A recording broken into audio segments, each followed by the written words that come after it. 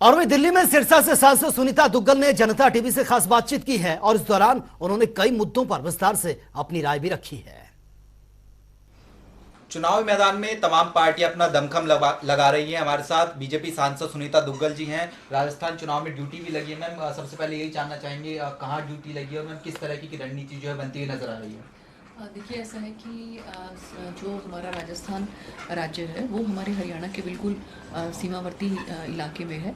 तो इसलिए हरियाणा के बहुत से जो हमारे यहाँ के पार्टी पदाधिकारी हैं और के सीनियर लीडर्स हैं, उनकी वहाँ पर जिम्मेवारी लगी है। और उसी कड़ी में मेरी जिम्मेवारी जो है वो भी हमारे अलवर के जो देहात इलाका है उसमें लगी है। उसमें 5 विधानसभाएँ आती हैं और जयपुर के अंदर हमारी मीटिंग हुई थी और उस मीटिंग के अंदर जो है हमारे वहाँ के संगठन मंत्री जी, वहाँ के जो नेता प्रतिपक्ष हैं हमारे राजेंद्र सिंह राठौड़ जी, और हमारी जो वहाँ की प्रभारी हैं बहन विजय राठकर जी, और वहाँ के प्रदेश अध्यक्ष सीपी जोशी जी, तो वो सब लोग वहाँ पर उपस्थित थे। और उनकी उपस्थिति में सभी की अलग अलग जिम्मेवारियाँ लगी हैं, जिसमें मेरी जिम्मेवारी अलवर देहात है। मैम, इस बार हमने देखा कि अलग अलग राज्यों में बीजेपी पूरे दमखम के साथ उतरती हुई जो है नजर आना चाहती है। मध्य प्रदेश का खासतौर पर हम एग्जांपल देखें, कई ये जो केंद्रीय मंत्री हैं, सांसद हैं, उनको भी जो है टिकट दिया गया है। एक बड़ी रणनीति कहीं ना कहीं जो है बनाई जा रही है। देखिए, हमारी पार्टी जो है ना, वो संगठन हमारा काडर बेस है और यहाँ पर कहीं कोई भी जो है वो, आप कभी माननीय प्रधानमंत्री जी को भी सुने, जब वो हमारे कार्यालय में आते हैं, केंद्रीय कार्यालय में आते हैं, तो वो हमेशा यही कहते हैं कि मैं भारतीय जनता पार्टी का एक छोटा सा कार्यकर्ता हूँ। तो हम सब के सब जो है भारतीय जनता पार्टी एक छोटा सा कार्यकर्ता है। संगठन को मजबूती प्रदान करने के लिए, संगठन की जो रणनीति है उसके हिसाब से संगठन जो भी जिम्मेवारी लगाता है, हम लोग उसको तहे दिल से और बड़ी शिद्दत के साथ निभाते हैं। तो उसी कड़ी में हमारे बहुत से केंद्रीय मंत्री, हमारे सांसदगण, उनकी जो है जिम्मेवारी लगी है और उनको जो है विधायक का चुनाव जो है वो लड़वाने के लिए टिकट वहाँ पर दी गई है मध्य प्रदेश में। और मुझे पूरी उम्मीद है कि वो बहुत दमखम के साथ लड़ेंगे और जीतेंगे। मैम, इसके अलावा एक सवाल जननायक जनता पार्टी को लेकर कि राजस्थान में जिस तरीके से वो एंट्री करती हुई नजर आ रही है, सीकर में उनकी तरफ से रैली की गई, कहा यह भी जा रहा है कि कई सीटों पर जो चुनाव लड़ने की तैयारी वो होती हुई नजर आ रही है। देखिए, ऐसा है कि किसी दूसरे दल के बारे में या किसी दूसरी पार्टी के बारे में हम बहुत ज़्यादा नहीं कह सकते। हर किसी को हक है, हर किसी को राइट है कि जब वो राजनीति में आए हैं, जब उन्होंने एक अपना दल बनाया है, तो वो कहीं से भी जैसे भी चाहें वहाँ से अपना दमखम आजमा सकते हैं। मैम, वापस हरियाणा पे आए, हरियाणा कांग्रेस की बात करें, लंबे समय से संगठन का विस्तार नहीं होता हुआ नजर आया है। कहा जा रहा था कि सितंबर में हो जाएगा, सितंबर भी खत्म होता हुआ जो है नजर आया, तारीख जो है लगातार चलती हुई नजर आ रही है। किस तरीके से देख रहे हैं कि चूंकि आने वाले समय में लोकसभा चुनाव भी होंगे, फिर विधानसभा चुनाव भी होंगे?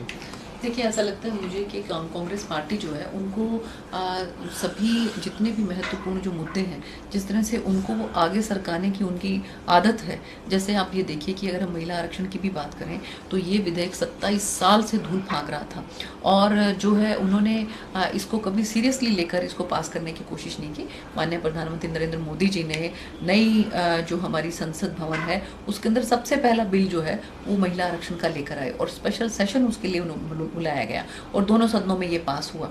तो उसी तरीके से ये आगे से आगे टरकाने की जो आदत कांग्रेस पार्टी की है वो उनके संगठन में भी आप लोग देख सकते हैं। किस तरह से जो है सबसे पहले इनके प्रदेश अध्यक्ष जो है वो अशोक तंवर जी थे और तब भी संगठन इनका नहीं बना, वो अपना टेन्योर पूरा करके चले गए, बल्कि वो तो पार्टी भी छोड़ गए। उसके बाद हमारी बहन जो है वो कुमारी शैलजा जी, वो प्रदेश की प्रदेश अध्यक्ष रही और वो भी संगठन नहीं बना पाई। अब उदय भान जी जो है उनके प्रदेश अध्यक्ष हैं, लेकिन वो भी संगठन बनाने में मुझे लगता है अपने आप को असहज महसूस कर रहे हैं। तो मुझे लगता है कि ये एक खाना पूर्ति करते हैं कि अनुसूचित वर्ग के जो है किसी को प्रदेश अध्यक्ष बनाकर जो है वो सोचते हैं कि शायद इससे अनुसूचित वर्ग को वो जो है अपने फेवर में कर लेंगे। लेकिन केवल और केवल रबड़ स्टैम्प की तरह जो है प्रदेश अध्यक्ष को इस्तेमाल किया जाता है। उसकी कहीं इसी तरह से कहीं कोई सुनवाई नहीं है, उसके अंदर इतनी ताकत नहीं है कि वो अपने संगठन को खड़ा कर सके। 9 सालों से भी मुझे लगता है ज़्यादा का समय हो गया है, लेकिन इनका संगठन अब तक बनके तैयार नहीं हुआ है। 3 इनके अनुसूचित वर्ग के प्रदेश अध्यक्ष जो है वो रहे हैं, लेकिन अभी तक कोई भी जो है वो संगठन बनाने में कामयाब नहीं। अंतिम प्रश्न में, महिला आरक्षण को बिल को लेकर ही कानून जो है बन चुका है, लेकिन कांग्रेस अभी भी जो है लगातार घेरती हुई बीजेपी को नजर आ रही है। हमने देखा कि 2 बार लगातार पूरे देश भर में अलग अलग नेताओं की तरफ से जो है प्रेस कॉन्फ्रेंस की गई, कहा गया कि जल्द लागू होना चाहिए, वो रिजर्वेशन अंडर रिजर्वेशन जो है वो कहीं ना कहीं होना चाहिए। देखिए ऐसा है कि अभी फिलहाल में अगर हम देखें तो संसद के अंदर भी ये प्रावधान है कि लोकसभा के अंदर जो है वो 3 कैटेगरी होती हैं, एक तो सामान्य कैटेगरी, एक अनुसूचित वर्ग कैटेगरी और एक अनुसूचित जनजाति कैटेगरी। तो जब प्रावधान पहले से ही ऐसे हैं तो ये इस तरह की बात उठाना कि ओबीसी का इसके अंदर आरक्षण होना चाहिए, ये बेईमानी है, ये सिर्फ लोगों को एक तरह से बरगलाने की कोशिश है। और दूसरी बात ये है कि इसके अंदर जो कुछ इस तरह की, जैसे हम बात करें सेंसस की, कि 2011 का सेंसस जो है अभी तक वही चल रहा है, तो जो सेंसस है उसके बाद सीटें बढ़ेंगी, परिसीमन होगा, डिलिमिटेशन जो है होगा, तो उसमें जितनी भी संख्या में हमारी संख्या के अंदर जो है वो जो हमारी सीटें बढ़ेंगी तो उसमें हमारी महिलाओं को 33% आरक्षण मिलेगा, तो उनका भी जो है रिप्रेजेंटेशन वो काफ़ी बढ़कर मिलेगा। तो मुझे लगता है कि ये सब जो हमारी हिच है, जो हमारी ये सब पूरा होने के बाद जो है हमारी बहनों को 33% का आरक्षण मिलेगा, और मैं इसके लिए उनको बहुत बहुत बधाई देती हूँ और साथ साथ माननीय प्रधानमंत्री जी को धन्यवाद करती हूँ। बहुत बहुत शुक्रिया मैम। बीजेपी सांसद सुनीता दुग्गल जी थी, जनता टीवी से खास बातचीत कर रही थी तमाम मसलों को लेकर। कैमरामैन सत्येंद्र कुमार के साथ स्पर्श शर्मा, जनता टीवी, दिल्ली।